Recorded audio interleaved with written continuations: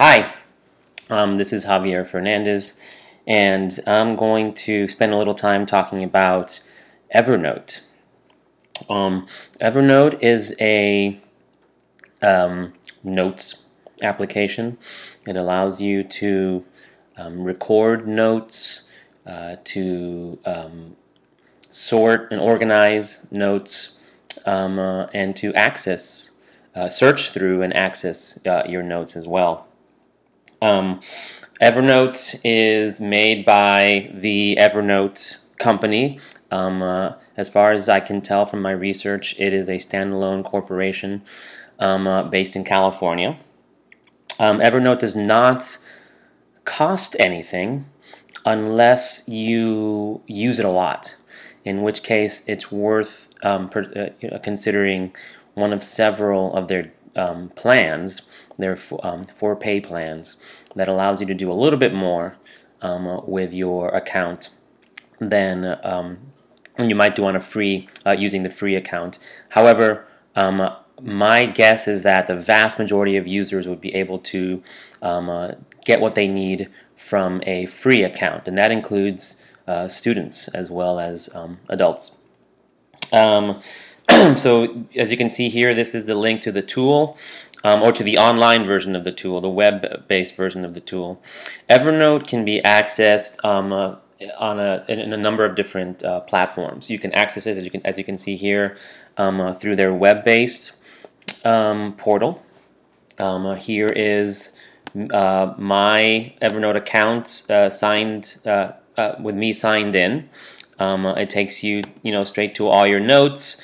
As you can see, all your notes will be listed here in whatever order you'd like them to be. I'd like them to be in order of from most recent or most recently updated to from most and on down. That there's all kinds of other ways you can sort your notes. Let's see. We'll come back to that. So how I use it. So one of the things that I want to talk about is its privacy and accessibility. So because Evernote can be used on your computer, on your phone, both iOS and Android, and both on and back to your computer, you can use it on your computer both through your internet browser or as a standalone application. So that's what I have here. This is Evernote, the application on my Mac. That means that whatever accessibility tools are available on that device are applicable to your use of Evernote. As far as privacy, Evernote has a lot about that on their site. This URL will take you to several articles that have to do with privacy. This one I found to be the most helpful. It's their privacy overview, and specifically their 3 laws of data protection. So according to them, your data belongs to you. They don't sell it. They don't give it away. Your data is protected. Meaning they prevent it from being accessed by people who you do not want to access your data. And they say your data is portable. I'll come back to that later. I think I have some misgivings about this, but in general, it is the case that your data can be transferred to other applications or for whatever use. You can download and keep your data. It doesn't have to belong on the Evernote servers. However, there are some caveats to that I'll talk about in a little bit. And then here is their help page, and it includes a number of help topics, including an overview of how you get started with and use Evernote. So anyway, what can you do with Evernote? Well, I mean, I have actually had been using Evernote for a good long while, which is why I chose it. I wanted to explore it some more, mostly the background stuff. But now I can tell you from based on my experience how powerful Evernote can be as a tool. So Evernote allows you to take notes. So you create an individual note, like For example, I might do that using the web-based tool. I might type a title for my note. This is an example. And then down here, I type stuff. So that's one thing you can do. You can add attachments, you can add PDF files, you can add image files, what have you. Even PowerPoints I've attached to my notes in the past. Word documents are seamlessly incorporated into notes if you'd like them to be. You can add links, of course. You can format your note in any number of ways. But obviously, that's not the most important. Those aren't the most important features of Evernote. The powerful side of Evernote is in how you can organize your notes, and that's what often takes time to develop your own personal approach to doing this. But Evernote gives you a great deal of control over how to access and organize your notes. Here, let me show you on the desktop application what that looks like. So let's say, for example, I have this note here. Now, I'll tell you in a second how you can actually clip stuff from the internet. So this is a note that I clipped off the internet. It's a note about a book that I would like to read someday, related to pre-Civil War history. So there's a couple things I can show you here that I've done. One is up here. I have created and then put this in, placed this note into a quote-unquote notebook. I have several notebooks, as you can see here, on my Evernote accounts that pertain to the kind of work that I do, both professional and personal. So I've got the courses that I teach or have taught in the past. Those are big, giant notebooks full of notes. I have stuff pertaining to my school or my school district. This is a default notebook where things go before they're organized into a notebook. And anyway, I've got a bunch of other stuff. I even have stuff pertaining to my personal and parenting, journey. So that's one way to organize your notes. You can put them into notebooks that you create. But when you have, like I do, thousands of notes, and if I go down here to all my notebooks, you can see at some point this will populate. Oh, there it goes. You can see I have, almost 2,000 notes in my U.S. history notebook and 2,000 notes in my government and politics notebook. Those are the two courses I've taught for the longest. And far fewer in other notebooks. But those two notebooks in particular would be way too unwieldy. If that were the only way to arrange my notes. Now you can search in your notes, and that's helpful. You can even add search options to allow you to search in certain notebooks. So if I only want to search my U.S. history notebook, I want to search for a note there, it'll limit that search to just the U.S. history notebook. You can do that. So that's one way to kind of access your notes, search through your notes, organize your notes. But to me, the most powerful part of Evernote is the tagging function. These are all my tags. Now, this is a little bit clumsy. Their desktop app is a little clumsy when it comes to showing you your tags, especially if you have a lot of tags. So I've spent the last several years collecting stuff through Evernote. And as I've gone along, I've created tags. So I have a tag for each course. I have my history tag.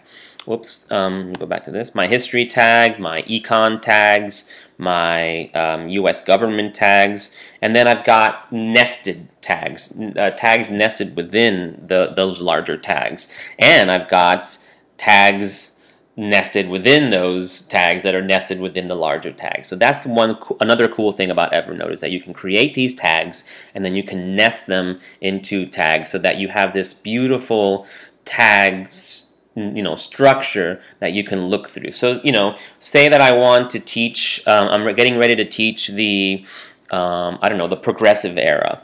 Or let's say American imperialism at the beginning of the 20th century.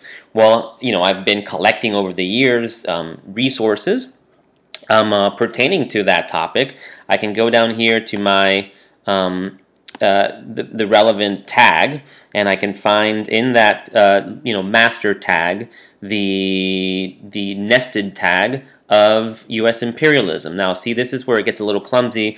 The longer your tag names, the harder it is to see them on this screen. But I just happen to know that, nope, I was wrong. I just happen to know that this tag here is my imperialism tag. I expand it and I've got a whole bunch of topics. So you can see that this is not perfect because I can't see what individually these tags are unless I click on them. Not my favorite part. On the the web-based app, I believe it's a little bit, you can see them a little bit better. So sometimes I prefer to use the web application because I can see the tags more easily. So you can see here my early imperialism tag. I expand that and I've got, see, even here you can't see it all because the text is so long. So anyway, but with that caveat, this can be a very powerful tool. The tag function. So anyway, that's another thing I wanted to show you. Let's see, I'm looking at the assignment instructions to make sure I don't leave anything out. One of the questions is, what tool would this augment or replace? This is obviously a great replacement for any kind of, I used to save URLs on Microsoft. On my PC in the Windows file structure, and I had similar tags like that, but they were files or folders. So every teacher needs to have some kind of way of clipping or gathering articles and other resources that they might use in their classes. The question is, how do you arrange those to be accessible when you need them? Evernote is a powerful tool to do that. This is the sort of thing that you might have done as a scrapbook or in binders, back in the day. Now it's all easily available on your computer, your phone, etc. Oh, I forgot to talk to you about the web clipping, which is the best part of Evernote. So with Evernote, you can download a little tool to add to your web browser, any web browser, as I understand it. That includes your web browser on your phone, so that you can clip articles, not just the URLs for the articles, but the entire text of the article. So here, for example, is a random article from the New York Times. I want to save it to my Evernote account, so I click on my little icon on my browser, and I get this menu that allows me to several different options. One is to clip the entire article exactly as it appears on the screen. One is to cut out a lot of the extraneous stuff and formatting extra stuff. So a simplified version of it. And then you have, if you just want to copy the bookmark but you don't want the entire text, or you can also take a screenshot of just a certain part of the web page you're on. And you can also go ahead right here and tag it. So I see that this is about Trump and Iran. This is, I know that this is something that I might use in my U.S. government course, and I know my tags pretty well, so I know that this could be something about diplomacy. And there it is. I start typing the tag, and I see that I have a tag called, U.S. government president, blah blah blah, diplomacy. So I click on this, and I tag the page, and then I click on save, and it saves it to my Evernote account, so I have access to it, and I can search it, and it even searches through the text as well. This is, definitely the most powerful function of Evernote, is that you can save these web resources in a way that allows you to organize them and search through them. So anyway, there's that. To what extent does it prepare students for life beyond school? So, I mean, this is the sort of thing that, has so many possible uses. I use it as an educator and also as a parent, and to save some personal stuff like documents that are important, financial documents, etc. I don't have hard copies of any of that stuff. I can use my phone to take a picture of a document, convert it to PDF, and save it into Evernote, and tag it and put it in a notebook, and I'll always have access to it. It's much easier to find that document than if I had a giant, filing system in my house somewhere of hard copies of documents. That's just not my style. So that's how I use it. I can see how students might use Evernote to organize research materials, if they're working on a research project, to organize course materials, all kinds of functions. This prepares them to do the work of navigating the endless stream of information, and resources that they might use both academically and in their daily lives. I think Evernote is very powerful for that reason. What it does not do well, there's a couple of things. I've already mentioned, these little nitpicky things like how it allows you to create these nested tags and long tag names, but it becomes problematic when you can't see them in either you can't see them on the in the app. This is the case for both the desktop app as well as you can see here, the web-based app. Sorry, these are my tags. So there's that. There's also, and this kind of bleeds a little bit into, into the next section, but there's also the problem of sharing materials. So Evernote likes to tout itself as a collaborative tool, and that's true if the person you're collaborating with also has an Evernote account. However, if you want to collaborate with somebody who doesn't have an Evernote account, that can be a little bit difficult. They have ways of it does allow you to email materials from the applications themselves, but often the formatting gets all screwy, and or the material doesn't go through. You can't otherwise share a note with somebody unless they have an Evernote account. At least I haven't been able to do that successfully in the past. So there's that, and that kind of bleeds into the ethics part of the assignment, and that is openness, privacy, data ownership, accessibility.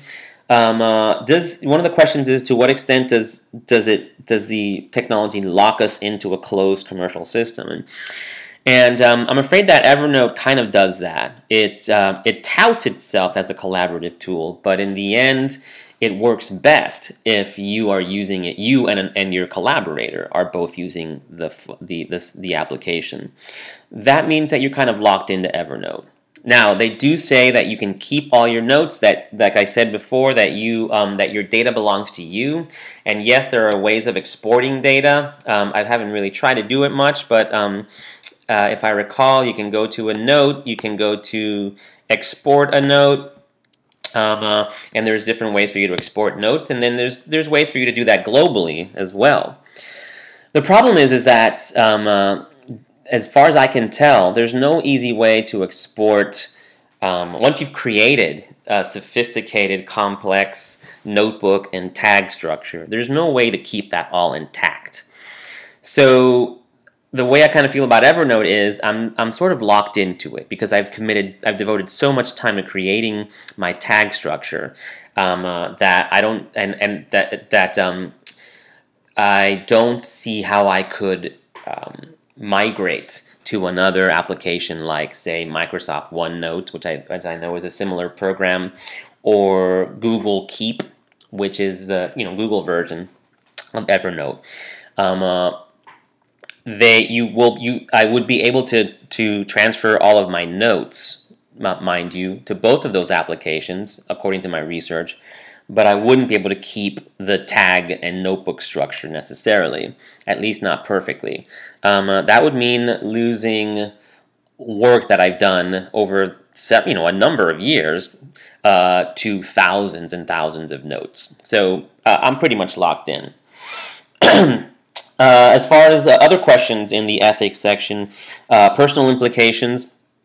What sort of person will this will this technology make of me or my students? I think that it's made me a very organized person.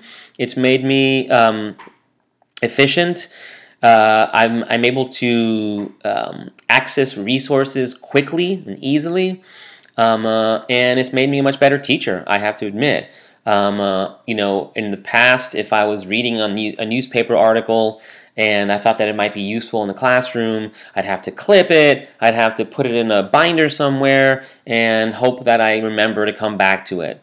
Now, before I teach anything, I go to my Evernote account, I go to the tag that is relevant to what I want to teach, and I see if I've added any notes recently that might be contain texts or other resources that might be useful in in those lessons. That's really powerful stuff. Let's see. So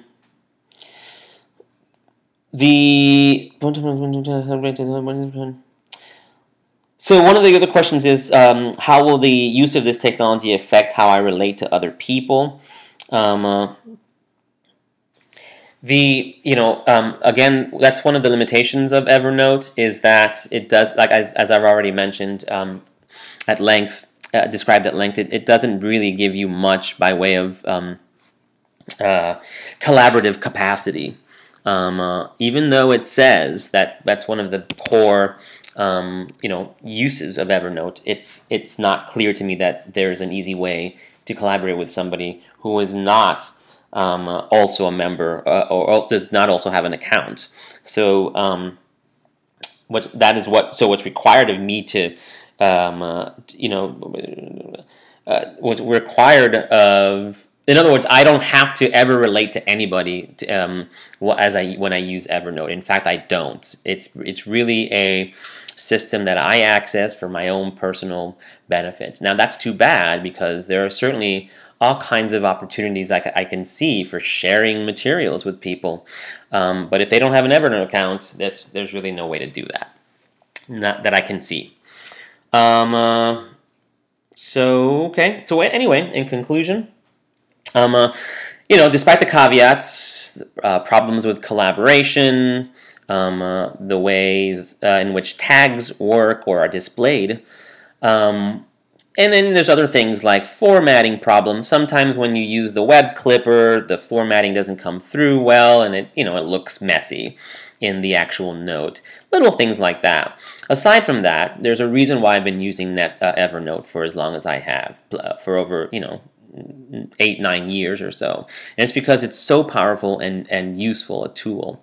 I would strongly recommend it. Of course, before I recommended it, before I adopted it today, if I were making that decision, I would explore the other options as well. I have been hesitant to do that because I don't want to find out that there's a better application out there right now, and that would force me to start all over. I'm just not committed, or I just don't have the time to do that, or the energy, or the resources.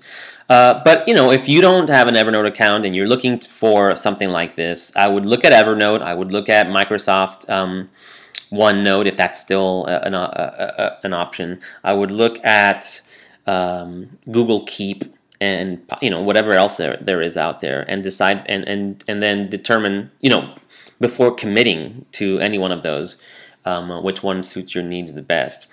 Because you kind of are locked in once you choose one, and so it needs to work for you.